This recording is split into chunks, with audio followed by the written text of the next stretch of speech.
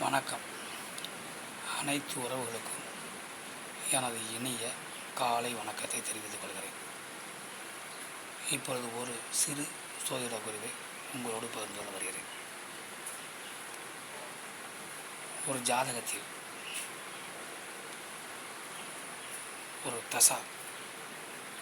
ஒரு தசா நடக்கிறது என்றால் அந்த தசா நடத்தும் கிரகம் 6, 8, 12 ஆகிய மறைவு வீடுகளில் இருந்து அது தசா நடத்தினார்.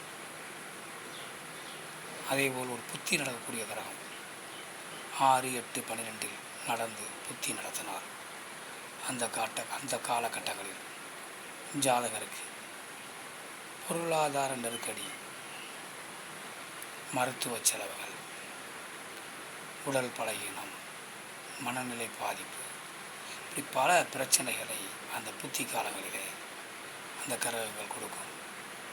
பின்பு அந்த புக்தி முடிந்த பின்பு அடுத்த புக்தி வரும்பொழுது அனைத்தும் சரியாகிவிடும். அதெல்லாம் கஷ்டம் வருகிறது என்று கவலைப்படாமல் அதை அப்படியே கடத்தி செல்ல நாம் முயற்சி செய்ய வேண்டும். மற்றவற்றை நாம் அடுத்த வீடியோ காண்போம். நன்றி, வணக்கம்.